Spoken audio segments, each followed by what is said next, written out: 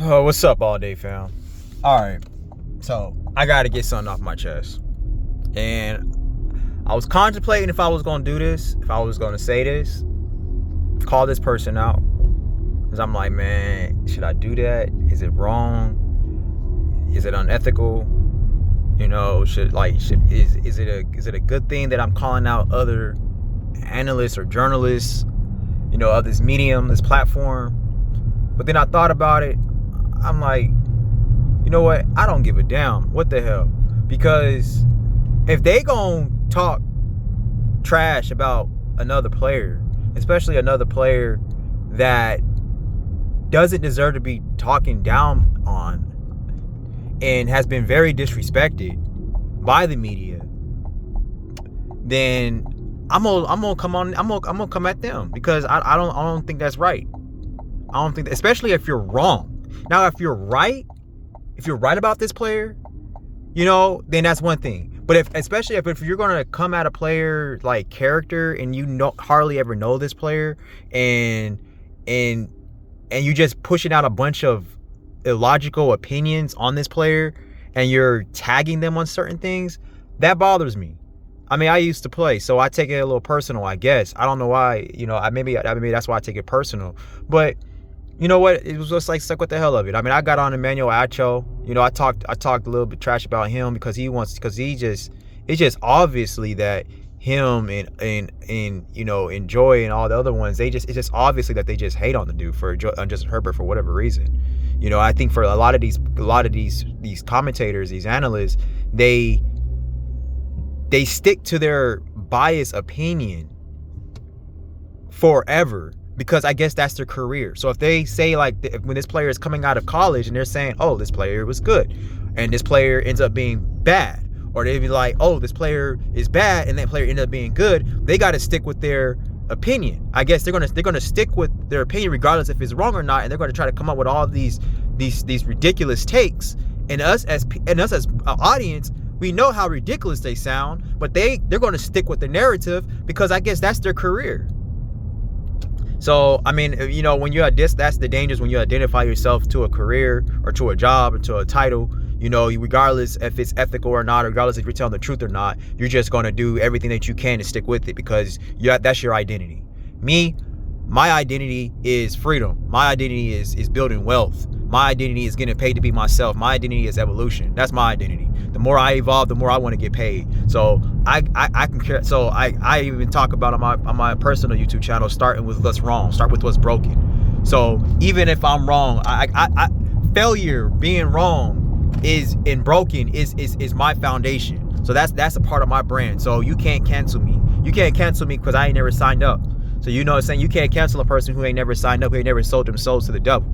So it's whatever. So as I thought about it, I'm like, man, whatever. My whole platform, everything I do, regardless of whatever medium or topic or whatever topic or YouTube channel I'm on, it's always going to be about telling the truth.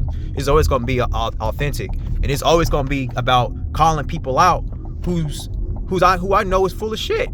I don't even like cursing for real, but I'm just going to keep it 100.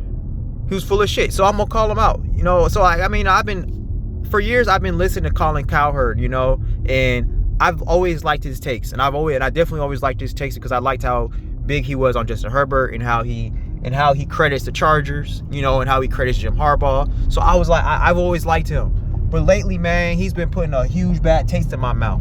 He's been pissing me off because I hear him talking about Shedeur Sanders, and he be having like these mixed up takes on Shedeur. And I heard this fool called Shedeur. He says Dylan Gabriel. He was like, Dylan Gabriel is very mature. So Kevin Stefanski, he likes a mature quarterback. Dylan Gabriel is silly and goofy. He's like talking about, not Dylan Gabriel, Shedeur Sanders. He's like, Shedeur Sanders is silly and goofy. He talks about Shedeur like he's some freaking like 18-year-old high school kid, young and full of cum. You know what I'm saying? Young, dumb, and full of cum. You know what I'm saying? That's how he's talking about Shedeur, because he got a speeding ticket. Bro, who cares? Speeding ticket? That's you gonna get on Shedeur for having a damn speeding ticket? You gonna get on? How is he silly and goofy? When has he been silly and goofy? When? And just because he had his whole room painted branded legendary, that's part of his damn brand. That's his business. Dummy, you got a business. Do you not promote your brand? You get on the platform every day and you speak a bunch of gibberish all the time, talk like you know what you're talking about and you don't. So what's the difference, bro? It's no difference. So like, you know what I'm saying? Like, so it's obvious that, you know, the media, everybody they just hate on this dude Shedeur, you know, and people are saying, oh, they're trying to get at his dad. No, it's not just his dad. It's not just his dad. It's you hate on Shedeur. Period. You hate how Shedeur carries himself. You hate how Shedeur, how he's pretty much telling you he don't own you a damn thing, and regardless of how you feel about him, he's gonna be him. He's 100% authentic and clear in his own skin, as he should. So I mean, you know, to even go back to what Colin Cowherd was saying, he was saying a lot of things that was really irritating me. He was saying like, oh, Kevin Stefanski, and don't get me wrong, I love Kevin Stefanski. I think he's one hell of a coach. I think he's a very, very great coach. I think he's a very great coach, very, very great coach.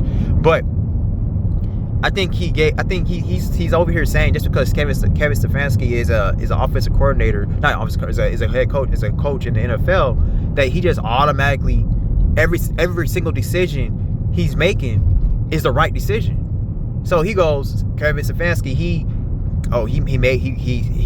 has to know what he's doing over all of us. He's a head coach in the NFL. Who are we to challenge his decisions?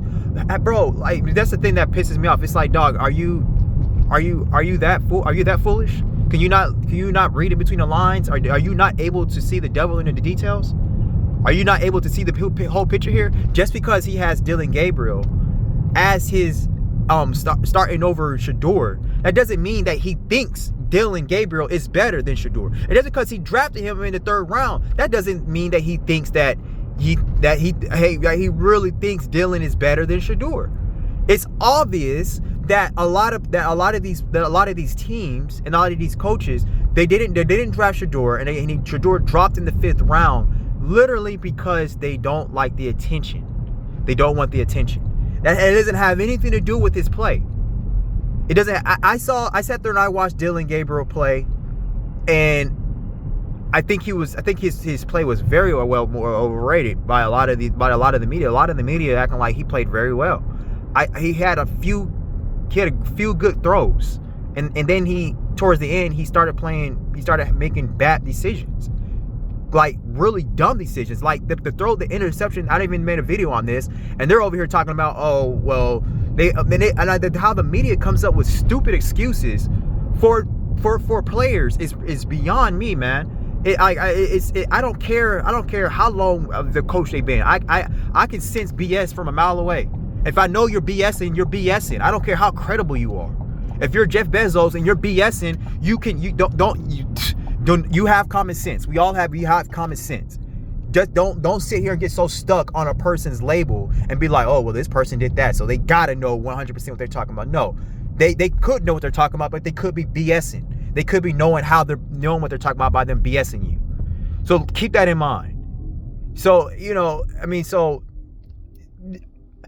just like I said, just because Kevin Stefanski, just because he took Dillon Gabriel and started Dillon Gabriel over have him over the depth chart over Shedeur, doesn't necessarily mean that he thinks that he's better than Shedeur. It's obvious that Shedeur is better than Dillon. It's quite obvious.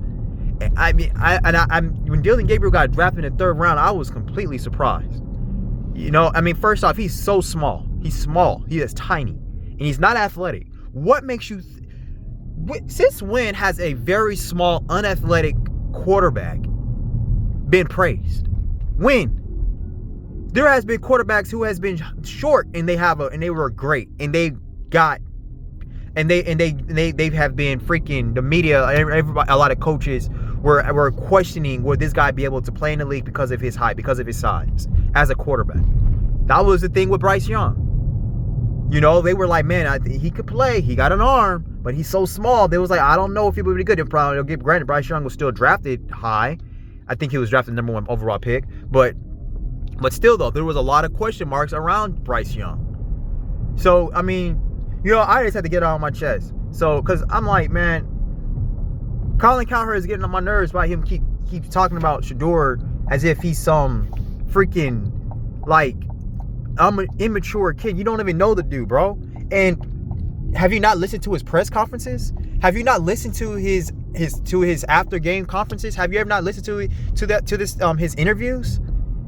He is wise beyond his years, bro. Wise beyond his years. Since when I never got a sense of silly and goofy from Shedeur Sanders, just because he attracts a lot of attention. Just because somebody attracts a lot of attention and they're famous doesn't mean they're silly and goofy, bro. You're silly and goofy. You silly and goofy for saying that. So that's all I had to say, man. But y'all, man, y'all let me know how y'all feel in the comments. You know, y'all chime in, y'all give me y'all opinion. Do y'all think that Shedeur Sanders? Do y'all think that I'm overrating Shedeur? Do y'all think that, Shedeur Sanders is as good or as great as I think he may be? And I like when Shedeur said when his time comes, he's gonna shine. He was like, y'all know what I do. And he was just like, I could really care less about what people say. I mean, I love his confidence, and I love how he just keeps the main thing. He's focused. He's focused and he's concentrated. He's concentrating on his main vision. Everything else, he is obvious. Dude is not distracted, because a person who's distracted is gonna let stuff like that get to him. Like literally, a person that's distracted. He's not distracted, man. So y'all let me know, man. And we'll be back soon. I probably will talk more about this when I get a chance. I want to talk. I want to get a little bit more into the games, the last week 3 games, and talk about them, and talk about Jackson Dart. That's another quarterback. That's another rookie quarterback. I think that's going to be really, really good. I don't think he's going to get a. Did I talk about Jackson Dart already? I don't think I did. But anyway, he's going to be good. I think he's gonna be really good. It's obvious he's gonna be good. I've watched him when he was at USC. You know what I'm saying? USC birthed him, so we can still take a little bit of credit, But Jackson Dart, he's a dog. He's a dog, and he's always been a dog. But he couldn't. Unfortunately, he couldn't stay at USC. But yeah, we'll talk more about this, and yeah. Y'all let me know what y'all feel, what y'all think, y'all opinions, comments. All right, all day. Peace out.